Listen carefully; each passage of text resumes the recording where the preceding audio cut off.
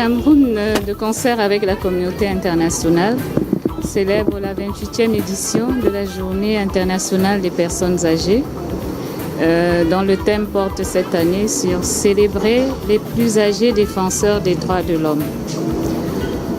Nous sommes dans le cadre d'une activité menée par une association des personnes âgées qui porte sur une conférence sur la sexualité des personnes âgées.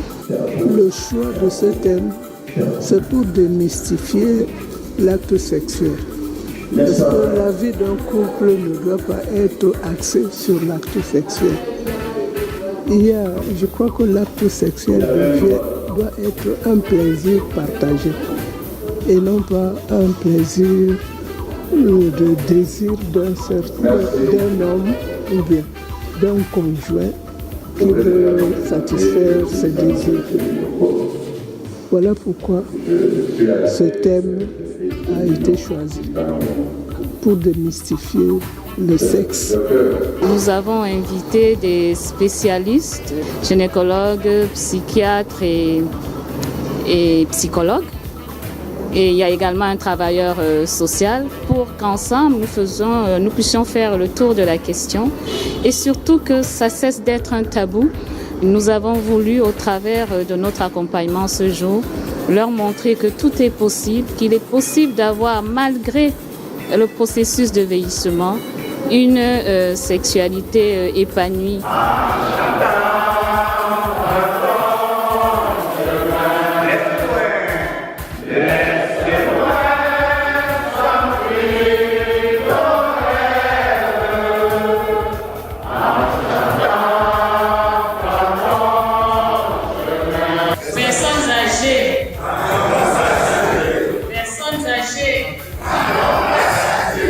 Heureuse d'être associée cet après-midi avec vous pour vous accompagner dans le cadre de votre activité qui porte sur conférence débat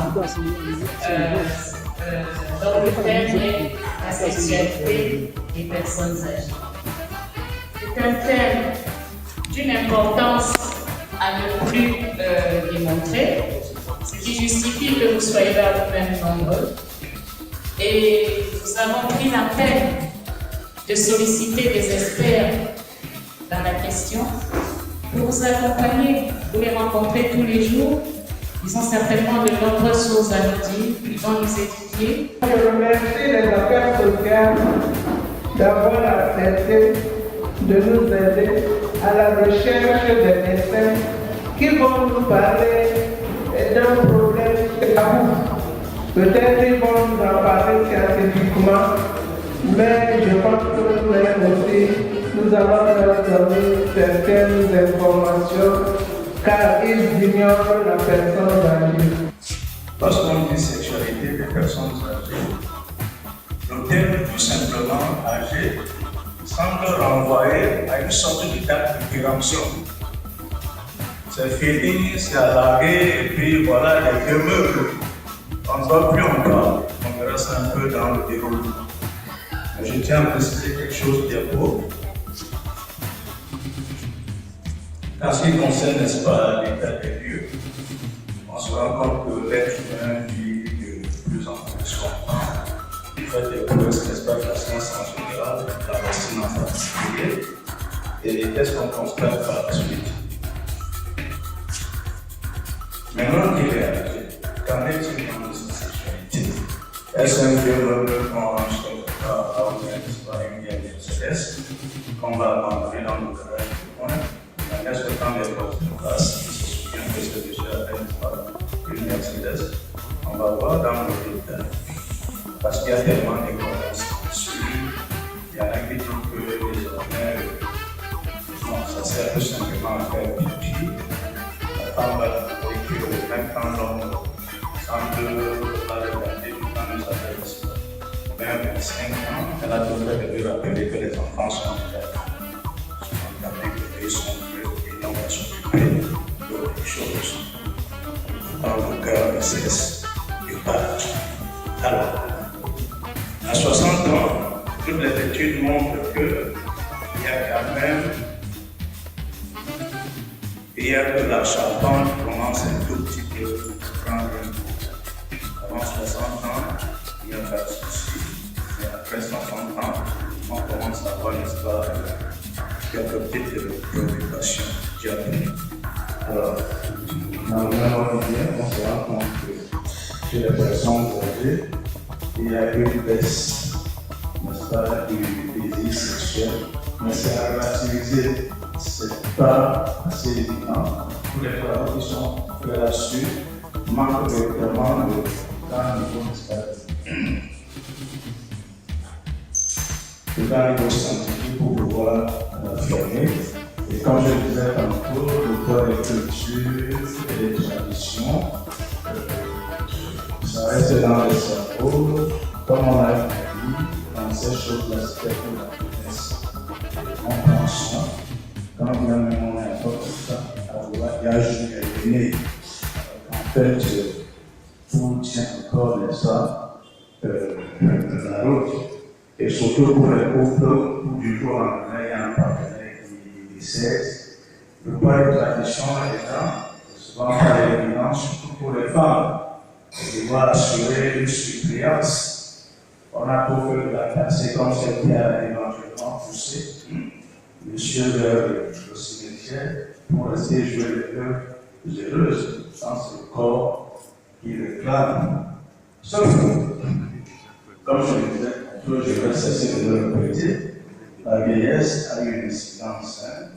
Là où sur un quart de tour, le moteur était lancé, il va devoir s'y mettre un tout petit peu, s'entourer quand même d'une bonne dose de patience pour que ça prenne. Et quand ça a pris, il va devoir s'investir encore un tout petit peu pour que ça tienne la route, que ça ne tombe pas aussitôt. Voilà les problèmes chez l'homme. La femme, malheureusement, la ménopause est arrivée, elle voit complètement évaporer ce qui particularise la femme. La femme a une substance, je vais laisser de côté les thèmes scientifiques, hormones et autres. Elle a une substance particulière qui la spécifie, qu'on appelle les oestrogènes. C'est elle qui, pendant longtemps, vous donne, madame, cet aspect satiné de votre peau. Okay? Une fois qu'elle est partie, bonjour les rides. Et de la même façon qu'il n'y a non plus ces oestrogènes-là, quelque part là-bas en bas, j'espère que quand je le dis ainsi, on se comprend. Voilà, tout devient sec. Et comme c'est sec, ça devient donc laborieux. On a deux types de femmes à ce niveau. La vaginale et la clitoridienne ne jouissent pas de la même façon. Vous êtes clitoridienne, monsieur peut rester là, matin, midi, soir, vous n'avez jamais. Le gynécologue vous disent qui vous êtes. Et paradoxalement, surprise de surprise, il y a plus de femmes clitoridiennes que de femmes vaginales. Souvent, monsieur, donc, les contacts sont douloureux. Voilà. Et parallèlement, quand même, ils y mettent, n'est-ce pas, ensemble, ce n'est pas évident pour elles, n'est-ce pas, d'atteindre l'orgasme. Mais il y a un point à préciser là-dessus, c'est quelque chose du vécu de la femme africaine. La femme africaine, malheureusement, a ce masque essentiellement accroché à la procréation. La fonction de procréation, tout son vécu durant, prédomine sur l'aspect de l'épanouissement sexuel.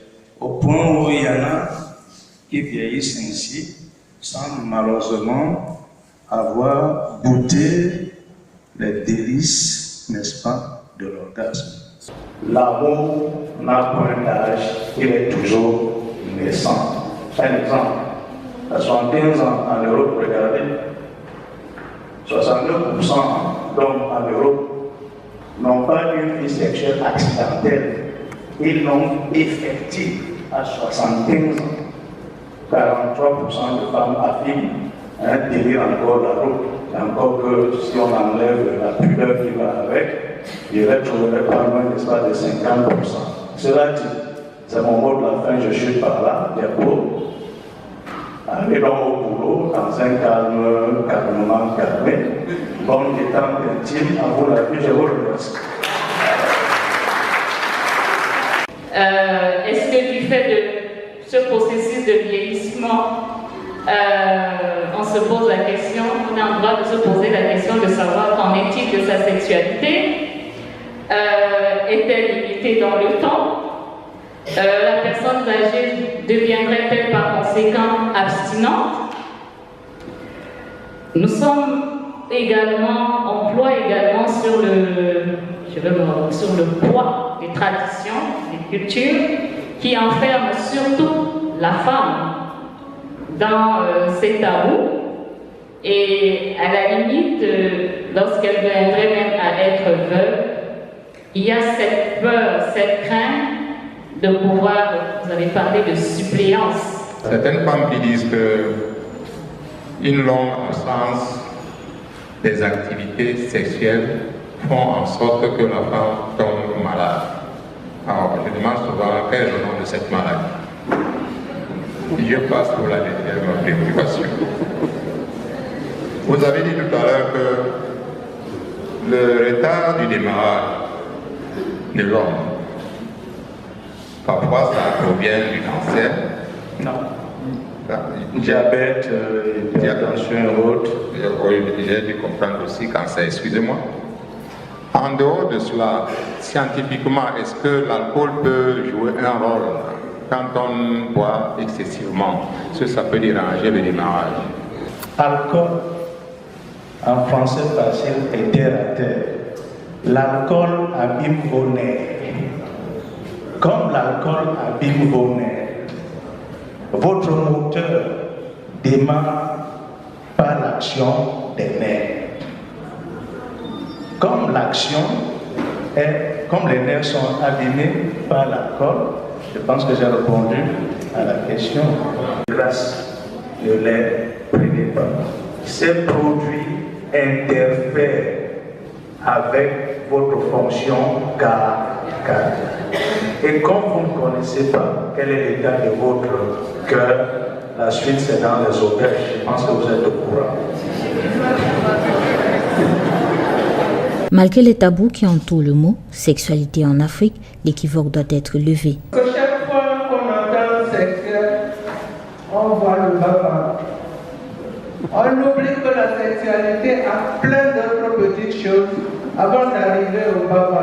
C'est un pan de la vie d'un couple qui peut être vécu dans différentes activités pratiquées entre les conjoints, en particulier les plus âgés qui à la retraite, en majorité, ont plus de temps et moins de stress.